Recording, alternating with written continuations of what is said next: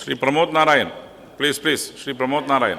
പ്രധാനമായ precision medicine, immunotherapy എന്നിവയ്ക്ക് ആധാരമായ genetic റിസർച്ചിലും ഇന്നലെ പ്രശസ്തമായ പരുമല ക്യാൻസർ ചികിത്സാ സെന്ററിൽ നടന്ന സെമിനാറിൽ ഡോക്ടർ വി.പി. ഗംഗാധരനെ പോലുള്ള വിദഗ്ധരും അതിജീവനത്തിനായി പൊരുതുന്നവർക്കെല്ലാം ആത്മധൈര്യമേകുന്ന അഭിനേത്രി പ്രിയപ്പെട്ട മമത മോഹൻദാസും ചൂണ്ടിക്കാണിച്ച ഡേറ്റാ വിനിയോഗം, ക്ലിനിക്കൽ ട്രയൽ എന്നീ കാര്യങ്ങളിലും അന്താരാഷ്ട്ര സഹകരണം ഉറപ്പാക്കാൻ കേരളം സ്വീകരിക്കുന്ന നടപടികൾ വിശദീകരിക്കാമോ?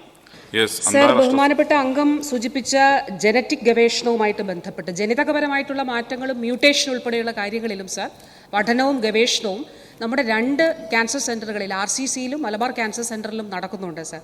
അതുകൂടാതെ ഇതിൻ്റെ ഭാഗമായിട്ട് ഒട്ടേറെ പ്രസിദ്ധീകരണങ്ങളും, അതായത് ഒട്ടേറെ റിപ്പോർട്ടുകളും 2 ക്യാൻസർ സെൻ്ററുകളും പബ്ലിഷ് ചെയ്തിട്ടുണ്ട് സർ. വളരെ പ്രധാനപ്പെട്ട ഒരു കാര്യമാണ് ഈ ക്യാൻസർ ഗവേഷണവുമായിട്ട് ബന്ധപ്പെട്ട് ബഹുമാനപ്പെട്ട മുഖ്യമന്ത്രി നടത്തിയ ക്യൂബ സന്ദർശനത്തിൻ്റെ ഭാഗമായി മലബാർ ക്യാൻസർ സെൻറ്റർ കേന്ദ്രീകരിച്ചുകൊണ്ട് നമ്മളൊരു കമ്മിറ്റി രൂപീകരിച്ചു. ക്യൂബ ഇൻസ്റ്റിറ്റ്യൂട്ടും കേന്ദ്രീകരിച്ചുകൊണ്ട് ഒരു കമ്മിറ്റി രൂപീകരിച്ചിരുന്നു സാർ.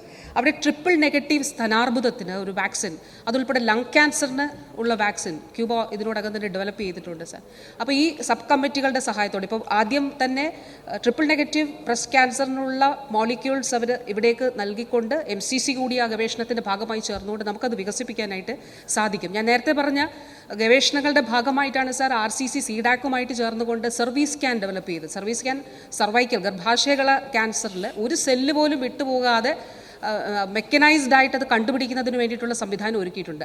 UN-ന്റെ ഐക്യരാഷ്ട്ര സംഘടന പ്രത്യേകമായിട്ട് കഴിഞ്ഞ മാസം RCCയുടെ ഈ ഒരു സിഡാക്കുമായിട്ട് ചേർന്നുകൊണ്ട് ഉള്ള ഈ ഒരു ഉപ്സാല എന്ന സ്വീഡിഷ് യൂണിവേഴ്സിറ്റി ഇവരുടെ കൂടെയുണ്ട്, അതിനെ അംഗീകരിച്ചിരുന്നു സർ. അപ്പോൾ പുതിയ കണ്ടുപിടുത്തം, ഇപ്പോൾ റെറ്റിനോബ്ലാസ്റ്റോമ കണ്ണിലുണ്ടാകുന്ന ക്യാൻസർ ട്യൂമറാണ് സർ. അപ്പോൾ അതിൽ കണ്ണെടുത്ത് കളയാതെ തന്നെ ആ ട്യൂമർ എവിടെയാണോ അവിടെ കൃത്യമായി ചികിത്സിക്കുന്നതിന് വേണ്ടിയുള്ള സംവിധാനം മലബാർ ക്യാൻസർ സെൻറ്റർ ഡെവലപ്പ് ചെയ്തിട്ടുണ്ട് സർ.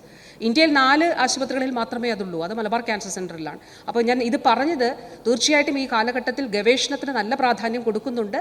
ജനറ്റിക് മേഖലയുമായി ബന്ധപ്പെട്ടിട്ടുള്ള പഠനവും ഗവേഷണവും നടക്കുന്നുണ്ട്. നമ്മൾ ഒട്ടേറെ ആർട്ടിക്കിൾസും ഇതിൻ്റെ ഭാഗമായിട്ട് പബ്ലിഷ് ചെയ്തിട്ടുണ്ട് സർ.